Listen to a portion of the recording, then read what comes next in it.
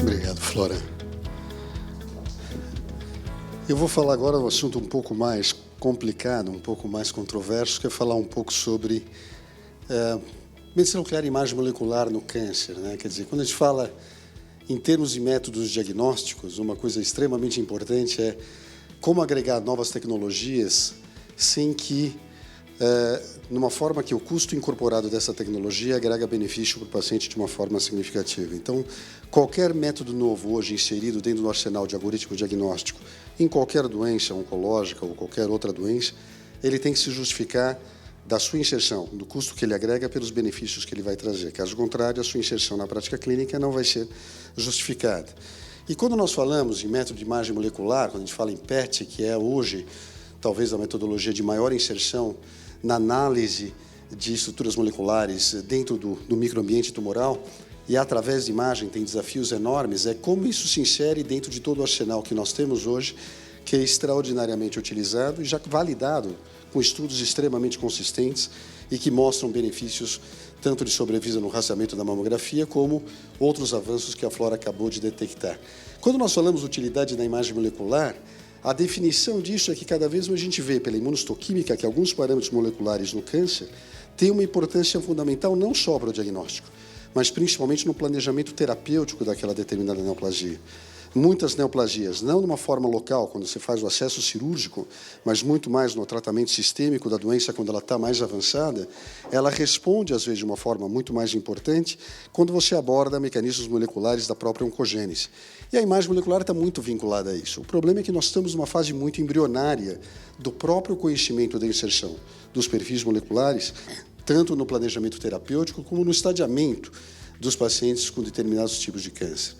Quando nós falamos de detecção de lesão primária, nós temos o que hoje disponível no Brasil. Tem perspectivas extremamente interessantes que, se der tempo, a gente vai mostrar. Mas glicose é o primeiro substrato molecular que nós utilizamos, porque grande parte das neoplasias malignas de mama expressam receptores de membrana, as glúteos, que vão internalizar a glicose como substrato energético para manter a proliferação celular. Então, qualquer célula que está se dividindo muito ou se proliferando muito numa determinada fase do ciclo vai consumir mais glicose. Então, eu detecto como se fosse um contraste extremamente sensível, mas extremamente molecular. Quando a gente fala em detecção da lesão primária, tem papel do PET? Absolutamente nenhum papel do PET, nem rastreamento nem se fala, e depois do rastreamento também não se tem. Por quê?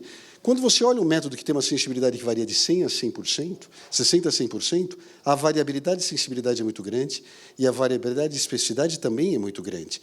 Ele é limitado em tumores pequenos e principalmente em tipos histológicos, como lobular e tumular, que captam muito pouco glicose. Então, o problema do paradigma de uma imagem molecular é que você tem que ter certeza que aquela tecnologia tem avidez pelo substrato molecular que você está utilizando para fazer a imagem. E glicose para tumor lobular e tubular não funciona. E alguns tumores ductais, carcinomas ductais, mesmo invasivos, mas muito pequenos, podem não ser detectados com PET convencionais.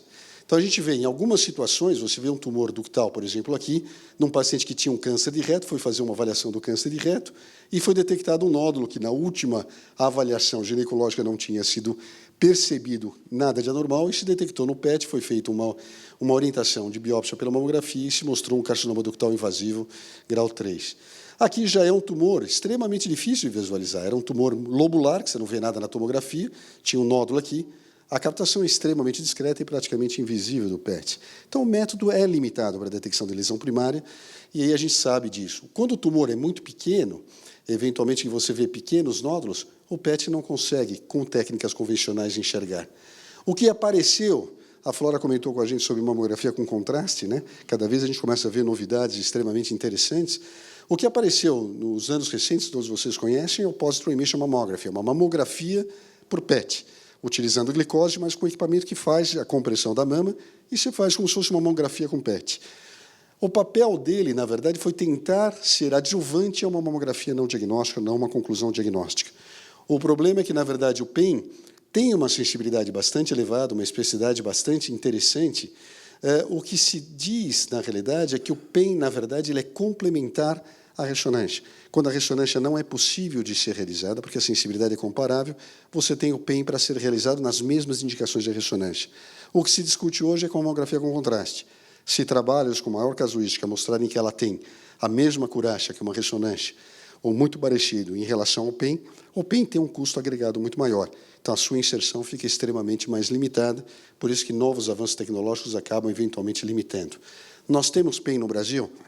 De rotina, não. Nós só temos um PEM experimental que veio para a C. Camargo, que foi colocado experimentalmente há um ano atrás, para teste apenas, e acho que ainda não persiste esse PEM para estudo experimental, porque ainda não tem nem inserção do PET em várias outras neoplasias, quanto mais PEM de uma forma rotineira. O interessante é que ele tem uma resolução de contraste extremamente interessante, aqui é um nódulo pequenininho, extremamente metabolicamente ativo, você faz os cortes como de uma mamografia, e o mais interessante é que ele agrega especificidade em relação à ressonância magnética. Então, ele traz algumas informações complementares em situações onde a ressonância não é diagnóstica. Aqui é um caso, são cortesias de um colega do México, que enviou para mim, nós não tínhamos esse tipo de tecnologia no Brasil, mostrando que é muito fácil a detecção de lesões múltiplas com alto contraste de lesões hipermetabólicas visualizadas por essa tecnologia. Como a Flora comentou na última apresentação, em algumas situações que você faz a ressonância, alguns pequenos nódulos são extremamente ávidos para o gadolínio, então a especificidade da ressonância não é tão elevada. Em algumas situações, o PEM esclarece isso. Esse caso era totalmente negativo, se tratava de uma lesão benigna e que não mostrava incorporação metabólica no PET. Nos últimos trabalhos, os trabalhos mais bem desenhados, a gente vê que a sensibilidade do PEM e da ressonância são parecidas, mas muito superiores com máquinas de PET-CT convencionais que nós fazemos para estadiamento oncológico de corpo inteiro na rotina de investigação. O que é bacana que tem aparecido, aqui é um trabalho feito pela US Davis, é um novo protótipo de PEN, que ainda não está na prática clínica, que está sendo feita uma correlação histológica que tem uma resolução abaixo de 1 milímetro, e estão tentando correlacionar esse novo PEN com ressonância, e talvez agora com mamografia com contraste. Então, os desafios de correlação histológica se mostram extremamente interessantes, mas ainda não tem trabalhos clínicos demonstrando o valor deste tipo de tecnologia. No estadiamento nodal, tem algum valor do PET? Não, também não. Em algumas situações muito específicas. Por quê?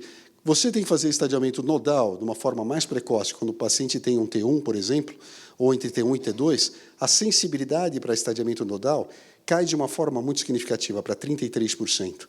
Então, quando você precisa detectar se tem infiltração nodal, linfonodal, que era uma fase mais inicial, o PET não tem sensibilidade. A técnica de linfonodo sentinela e a detecção já está consagrada nesse tipo de avaliação. O Veronese discutia isso, aqui mostrando outro trabalho com uma sensibilidade bastante limitada para lesões muito iniciais. O Veronese tinha uma proposta que não pegou, que não eventualmente vingou. Quer dizer, pacientes com um estadio T avançado, com axila equívoca, se você fizesse o PET, ele fosse positivo, por causa do valor de predição positivo, seria já para dissecção axilar total, uma vez que mesmo o PET, não sendo absolutamente específico, ele permitiria garantir que tem uma infiltração. Eu não concordo. O PET é inespecífico, porque processos inflamatórios também captam glicose. Então, por mais que o grau de captação de incorporação da glicose naquele linfonodo, mesmo equívoco, com uma axila com um linfonodo palpável, mas móvel, não endurecido, pode ser inflamatório e não necessariamente neoplástico. Então, você tem que ter a confirmação histológica. Isso acabou não vingando na prática clínica. Em situações como essa, é isso que ele falava. Você tem um linfonodo que é inocente na tomografia, palpável, mas sem grandes suspeitas de malignidade. Você tem um PET com SSUV de 10, que é o grau de metabolismo, isso leva à suspeita de esse nódulo ser altamente maligno. Mas daí, você fazer uma dissecção axilar, porque ele é extremamente positivo no PET, é extremamente difícil. Então, ele não tem uma aplicação específica. O que é interessante e não é utilizado no estadiamento da cadeia, da infiltração da cadeia mamária interna, que nós sabemos que muda um pouco o estadiamento em 10% das situações. O problema é que nem sempre com a técnica de linfonodo sentinela a gente vai ver migração para a cadeia axilar interna.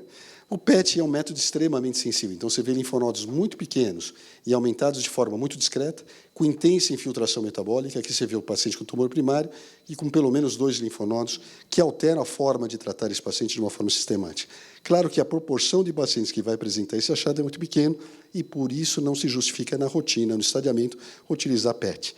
O que se discute um pouco é no estadiamento 3A, que eventualmente você poderia ter uma probabilidade de infiltração metastática maior, tanto linfonodal fora das localizações habituais, como também do filtração sistêmica, mas ainda faltam estudos com maior grau de evidência para justificar PET de rotina no estadiamento 3A, que ainda não é uma rotina estabelecida no nosso meio. Sem dúvida, o PET tem maior valor aonde no estadiamento sistêmico, e isso ele é sempre, sem dúvida nenhuma, melhor do que a metodologia convencional. Então, existem alguns trabalhos transversais, prospectivos, mas nada randomizado, nada muito bem sistemático para caracterizar uma mudança de paradigma no estadiamento primário.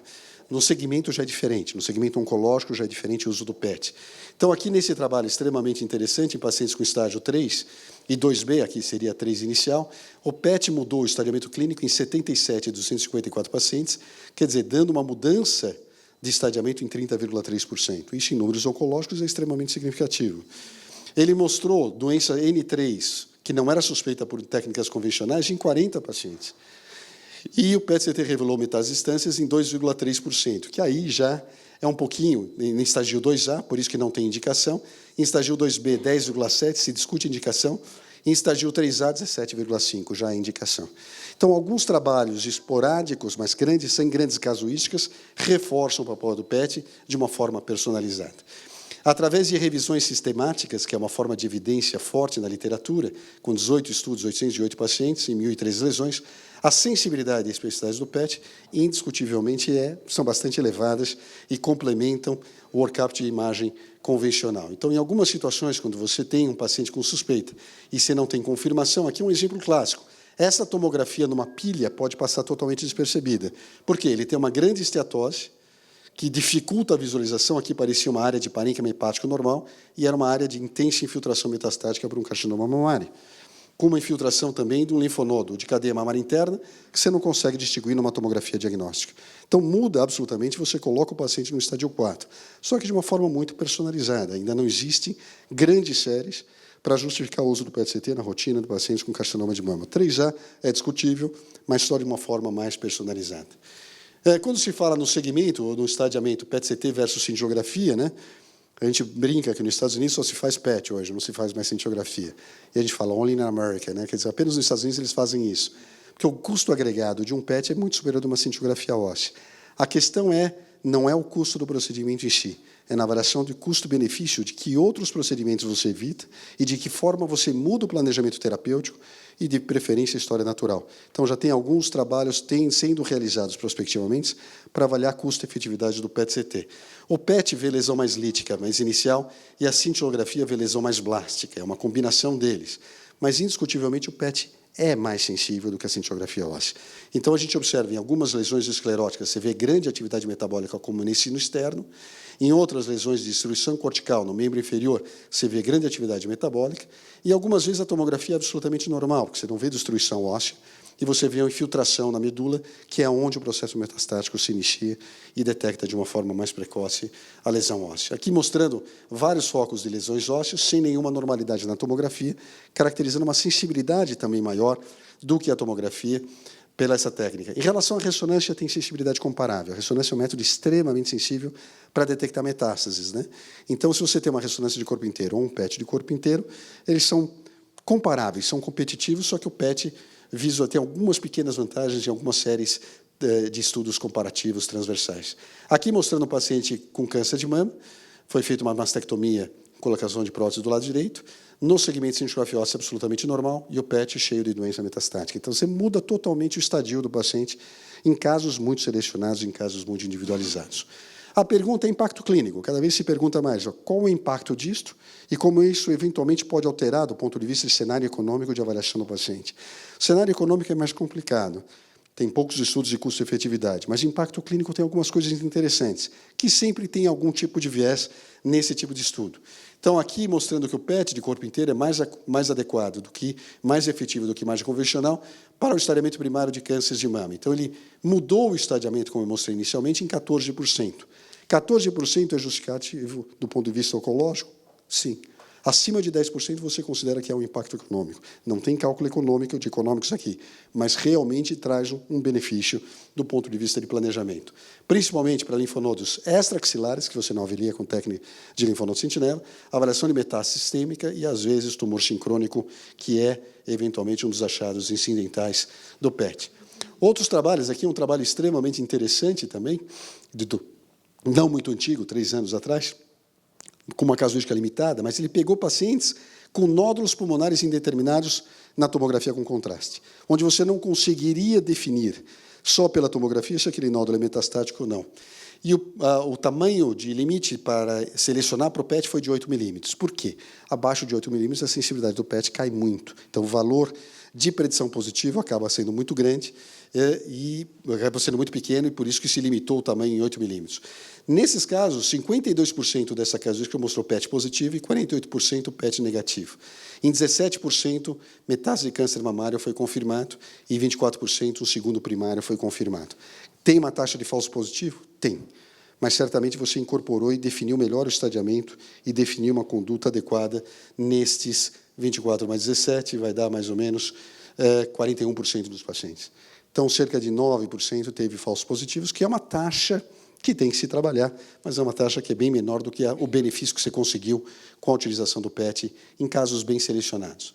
E no reestadiamento do paciente, depois de tratado inicialmente, se pergunta, através de quando você tem marcadores tumorais, CA53 e outros biomarcadores sanguíneos elevados, o PET funciona.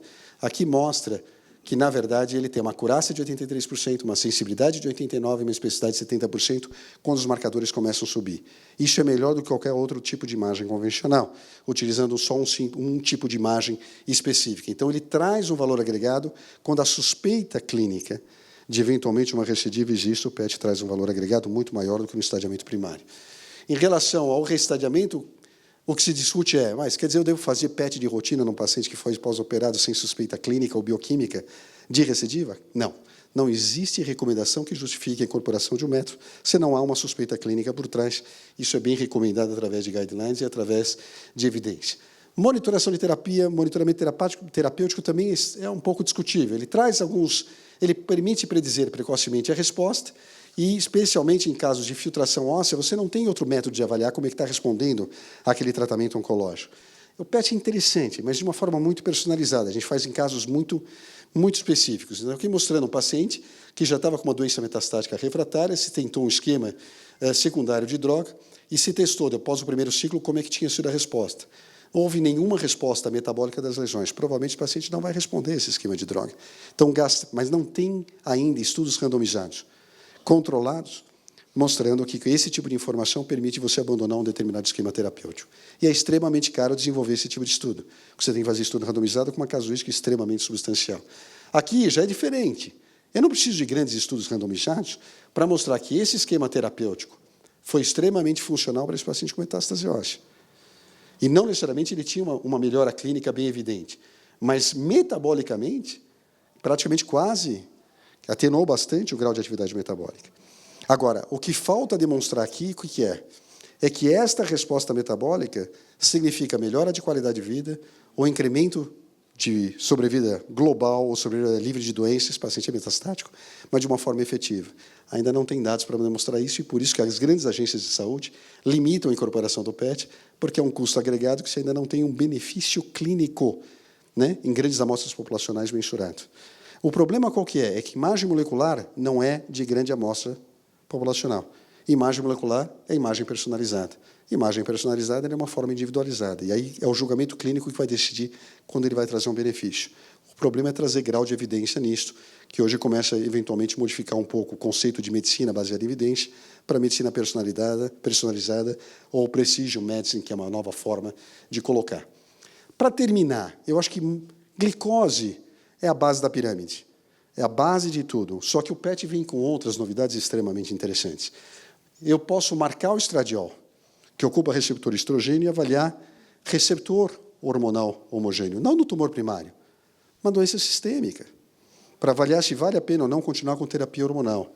Então, nós sabemos qual a relevância fisiológica, a gente sabe que existe uma expressão fisiológica em vários tecidos, e patofisiológica, existe uma superexpressão em câncer de mama, câncer de ovário, e mais importante do que isso influencia a terapia hormonal, de várias formas que nós podemos fazer a terapia hormonal. É extremamente importante eu saber, não que a lesão primária tenha receptor de estrogênio, mas como é que as lesões metastáticas se comportam do ponto de vista de expressão molecular do estrógeno. E aí o PET que entra nessa aplicação. Quando nós falamos do papel e a relevância da imagem com estrógeno por PET, a gente sabe que a exposição ao estrógeno pode aumentar o risco de câncer, a ativação do receptor estrogênio tem uma relação direta com a sobrevida da célula e proliferação, e vários aspectos que nós conhecemos bastante hoje que têm um impacto no tratamento oncológico de uma forma bastante significativa em pacientes receptor hormonal positivo. Mas o mais interessante, qual é o aspecto? Para que você possa decidir tratar do ponto de vista oncológico, nós sabemos que quem é paciente em receptor hormonal positivo, 55% a 60% responde. Por que só 55% a 60% responde e não 100%? Porque não necessariamente toda a expressão da lesão metastática tem expressão estrogênio. Isso, se você tiver um biomarcador, uma imagem que permite mapear e quantificar o grau de expressão estrogênica a nível sistêmico, você pode balizar até que ponto a terapia hormonal vai ser efetiva ou não. Se o receptor hormonal é negativo, menos de 10% de resposta. Para prognóstico, o receptor hormonal tem o melhor prognóstico. E a gente sabe que ocorrem doenças durante o curso do tratamento da patologia, 11% a 36% perdem a expressão do receptor estrogênio. E 14% a 25% pode ganhar esse receptor de estrógeno. Como que você monitora isso sistemicamente? Não dá para fazer biópsia de todas as lesões. O PET pode ser um instrumento para você monitorar isso de forma bastante elegante. Em relação às limitações da biópsia, a gente não vai nem falar que podem ter limitações tanto de heterogeneidade intralesional e heterogeneidade interlesão, mas principalmente em localizações que você não consegue fazer a biópsia. E como é a minha margem de PET estrogênio? Aqui é um paciente normal, aqui é um paciente com metástase e receptor hormonal positivo. Esse paciente certamente vai o quê? Vai responder à terapia hormonal. Este paciente com metástase de câncer de mama não tem receptor hormonal positivo. Não vale a pena introduzir um tratamento hormonal que ele não vai responder. Isso que, na verdade, estão sendo desenvolvidos trials para demonstrar isso. A pergunta que se faz, qual é a correlação histológica, imunohistoquímica do PET com FES com a expressão tecidual de receptor estrógeno? Extremamente positiva, e alguns trabalhos já demonstram que existe uma correlação bastante adequada. Claro que tem outliers, mas tem expressões extremamente interessantes. Então, não só para a detecção de tumor, já tem trabalhos iniciais mostrando extrema sensibilidade da taxa de detecção com FES como um instrumento diagnóstico. Nós estamos começando agora no ICESP, no Instituto do Câncer do Estado de São Paulo, um protocolo que vai ser unicêntrico por enquanto, porque nós estamos começando a produzir FES no nosso ciclotron, e a ideia é validar o FES para uso clínico no Brasil. Só que nós temos que comprovar que ele funciona da mesma forma que o FES europeu e americano. Não tem segredo, é o mesmo processo de fabricação. Então, nós vamos começar a estudar o FES e comparar com ressonância de corpo inteiro para a detecção de doença metastática em pacientes com alta probabilidade de envolvimento de doença metastática. Em triplo negativo, receptor hormonal positivo e nos 4 subtipos específicos histológicos para a gente avaliar qual o papel do FES. Alguns trabalhos, este é um trabalho de um parceiro nosso da Universidade de Groningen, na Holanda, mostrando que o FES, em relação à imagem convencional, detectou um número significativo de mais lesões ou de lesões adicionais. A pergunta que se faz aqui não é o número de lesões adicionais. É em quantas situações você mudou o estadio do paciente, de estadio 3 para estadio 4, por exemplo. Então, tem uns resultados extremamente interessantes mostrando que algumas situações, além de você mapear doença sistêmica de uma forma bastante elegante, você muda o estadio do paciente de uma forma significativa. Em relação à mudança de conduta, eles fizeram um questionário e mostraram que, em várias situações, o FES-PET mudou de forma bastante dramática, de forma bastante significativa, a forma como o mastologista e o oncologista começou a tratar o seu paciente.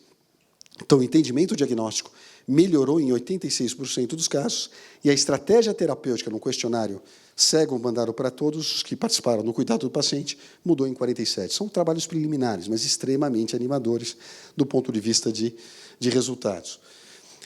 Aqui mostrando só alguns exemplos. Aqui um paciente de 64 anos, diagnosticada com câncer de mama receptor hormonal positivo, foi feita cirurgia com ressecção radical, estava livre de doença por 10 anos, 1 ano com tosses crônicas, perda de energia, CT foi negativo, FET-G deu uma discreta captação no mediastinal, que podia ser inflamatória, e na articulação sarcoilíaca, ficou numa dúvida se era inflamatória, perguntou, metástase de carcinoma de mama? Quando você faz aqui o PET, praticamente inespecífico, e o PES com FES extremamente positivo. Então, é um câncer de mama receptor hormonal positivo. Se captou FES, só pode ser tecido receptor hormonal positivo. Se ele era um câncer de mama receptor hormonal positivo, provavelmente é um tumor receptor hormonal positivo. E que foi confirmado depois. Aqui, outras metástases. Um paciente com carcinoma de mama recentemente encontrado, com receptor hormonal positivo, linfonodos axilares conhecidos, outras metástases. Quando você faz o PET com FES, você vê várias metástases, inclusive em coluna vertebral, que não era identificada por imagem convencional. Você transformou o paciente no estádio 4, receptor hormonal positivo. Aqui um outro caso. Quando a biópsia não é permitida, você faz um PET, uma ressonância, desculpe, viu a lesão aqui em T4, em C6, na apófise transversa de T4, mas difícil de biopsiar, né? Difícil de fazer o acesso por biópsia. Não são locais muito fáceis. Dá para biopsiar? Dá, mas é mais difícil. Foi feito um FES. Carcinoma de mama receptor hormonal positivo. Extremamente positivo a captação e que indica e reforça o tratamento com bloqueio hormonal. E avaliar o status de receptor hormonal, no caso, um paciente com mutação BRCA2, conhecido com metástases de mama, pergunta se tem expressão nas metástases de receptor hormonal. A dúvida é que tem receptor hormonal? Nenhuma, né? Quer dizer, o paciente, certamente esse paciente vai se beneficiar de um tratamento hormonal. Então, aqui, na verdade, o que eu considero hoje como imagem molecular é isto. É você começar a expressar e ver a nível in vivo, não no tecido primário, mas no tecido sistêmico, que você não consegue obter biópsia, se ele expressa ER2, se ele expressa VEGF, que é extremamente discutível, o Avastin, a gente sabe as discussões a respeito do Avastin no tratamento do câncer de mama, se ele expressa receptor hormonal, se ele tem alta taxa de proliferação. Com isso, você consegue determinar que, na verdade, foi marcado trastuzumab com zircônio 89. Ainda não tem no Brasil, nós estamos tentando produzir no ciclo da Universidade de zircônio 89 para marcar certos anticorpos, e você usa o mesmo anticorpo da indústria farmacêutica, só que você visualiza quem expressa receptor ou não a esse tipo de anticorpo. E aqui você mostrando os focos de doença metastática, expressando extremamente forte, de forma molecular, esse tipo de epitopo antigênico. Aqui, para terminar, só para mostrar a elegância que a gente acha que a imagem molecular vai avançar. O grande problema não é a elegância, é demonstrar benefício mensurável do ponto de vista clínico. E mostrar que a incorporação de custo que a gente traz para o paciente traz muito mais benefício que o custo de implantação. Então, aqui é um paciente com câncer de mama, é o mesmo paciente, com FDG mostrando altas taxas de proliferação celular em múltiplas metástases ósseas pelo organismo e mediastinais. Aqui foi feito o bevacizumab, que é para ver anti-VEGF, ver se ele tem expressa receptor de fator de crescimento endotelial vascular. Não tem nenhuma expressão de receptor endotelial vascular, por isso que o Avastin não responde muito bem em vários tipos de câncer de mama. Alguns expressam, outros não. Mas com imagem você consegue comprovar que não vale a pena introduzir uma terapia de altíssimo custo que não vai responder. E aqui nós pusemos FES. Quando pôs FES, o que aconteceu? Várias das lesões expressam o quê? Receptor hormonal para estrógeno. Então, é muito mais fácil fazer um bloqueio hormonal e tratar esse paciente que ele vai ter uma probabilidade de resposta maior. O que nós precisamos agora é trials bem desenhados para demonstrar que esse tipo de seleção permite selecionar melhor o tratamento com custo incorporado justificado pelo benefício em sobrevida global, qualidade de sobrevida do paciente. Ainda esses dados não estão extremamente disponíveis para a gente começar a já indicar de rotina, mas alguns trials em fase 2 e alguns em fase 3 que estão começando, estão mostrando resultados extremamente animadores. Aqui é o pipeline de produtos que você pode utilizar em câncer de mama, mas certamente eu fiz de propósito. Eu não vou falar cada um deles. O grande desafio qual que é? É justificar que cada um desses tem um benefício que supera o custo de incorporação. E quem financia isso é o grande desafio hoje, né? Com toda a nossa economia maravilhosa, a economia mundial extremamente em crise, você tem que justificar muito bem a incorporação de novas tecnologias para trazer um benefício. Então, ainda tem alguns desafios, mas a gente já vai começar no ICESP esse protocolo, esperamos trazer assim que é aprovado para o alto, para começar a utilizar FES com PET em pacientes com câncer de mama de uma forma muito selecionada, desde que aprovados pela ANS e desde que aprovados pelo Conselho Federal de Medicina. Obrigado e fico aberto para questão ou qualquer tipo de dúvida que tiver. Muito obrigado.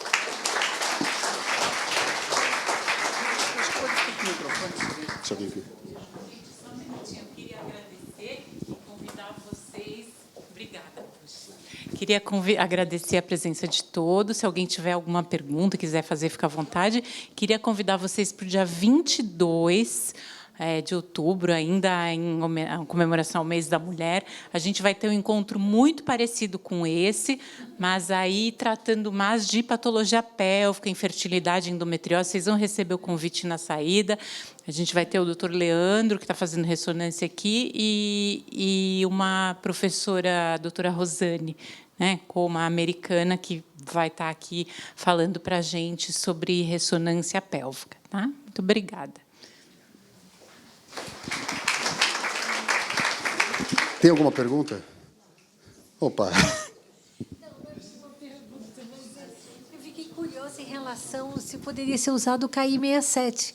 Você exemplificou o carcinoma lobular de mama e o tubular, que não são bons no PET, e são tumores que têm um KI67 muito baixo. Então, a gente pode, o KI67, orientar. Excelente pergunta.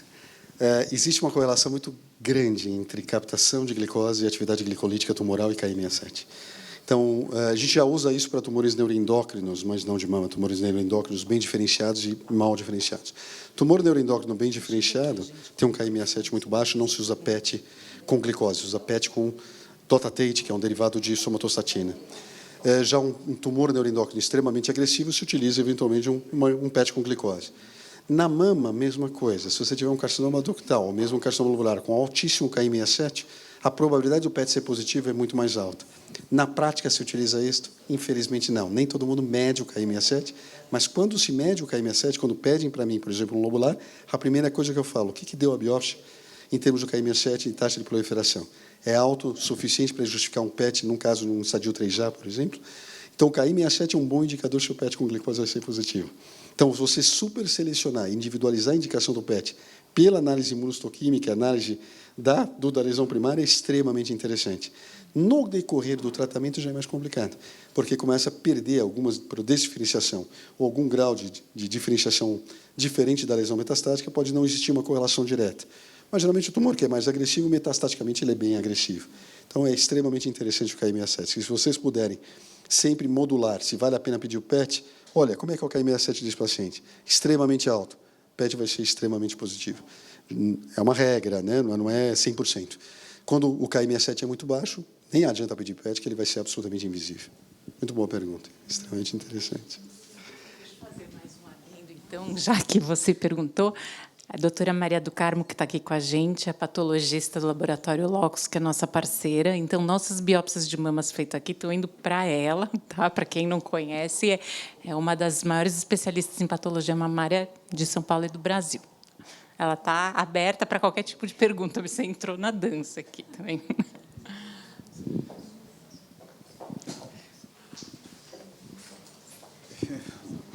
Oi. Como eu já estou velhinho, eu entendo como é que o iodo faz uma urografia excretora, como é que a glicose é captada no tumor de mama pelo PET. Mas como é que o iodo é captado no tumor da mamografia com contraste? Então, tanto a mamografia com contraste, quanto a tomografia, quanto a urografia excretora, quanto a ressonância, os órgãos vão captar por causa da vascularização da lesão. Tá? Então, o contraste que a gente usa em exame radiológico, o que realça, o que capta, em qualquer exame contrastado de radiologia, seja na nossa antiga urografia excretora, qualquer exame, é pela vascularização. Na medicina nuclear, o que vai realçar, brilhar, é pelo metabolismo. Então, é outra coisa. Sim, mas dá tempo do contraste, antes de ser eliminado, passar pelo tumor? Sim, por incrível que pareça, você sabe que a gente até comentou isso agora na Jornada Paulista de Mastologia, né? Todo mundo comentou. Um dos médicos que conheceu o método, ele falou assim, quando a gente começa a conhecer, fala assim, incrível, por que não inventaram isso antes? Por que não inventaram isso antes? Né? Porque a gente já faz exame com um contrato tão simples. A gente fica pensando se não tem lobby de vendedor de ressonância magnética, porque não é possível. Por que não inventaram isso antes? Não, mas por isso que faz parte da evolução tecnológica. Mas eu acho que é muito interessante. Na verdade, é aumento de permeabilidade. Aumento de permeabilidade você faz com que o iodo extravasa para o meio extracelular e aí você tem uma captação de ter uma vascularização um pouco mais aumentada. A questão, na verdade, é esta. Agora, o que precisa ser demonstrado é que essa mamografia, com casuísticas mais significativas, comparando de uma forma bem análise, bem sistemática, com ressonância, ou eventualmente PEN, que tem um custo bem maior, é ver se realmente, numa casuística mais não tão bem selecionada, mas incluindo diferentes tipos de de patologias mamárias primárias malignas, se ele realmente reproduz o mesmo grau de sensibilidade e especificidade que a gente consegue com a ressonância, e até com relação ao PEM. Ainda é preliminar, mas o mecanismo é muito simples, e ninguém tinha pensado nisso antes. Então, e com custo muito menor do que uma ressonância, e custo muito menor do que um PEM. Então, se demonstrar com casuísticas mais sólidas e com desenhos mais adequados que isso funciona tão bem quanto PEM e ressonância vai ter sérios problemas para sobreviver nesse tipo de indicação específica, porque é muito mais simples, né? Muito mais barato, né? Mas tem que aguardar estudos bem desenhados para comprovar esse tipo de superioridade ou de equivalência, não inferioridade diagnóstica.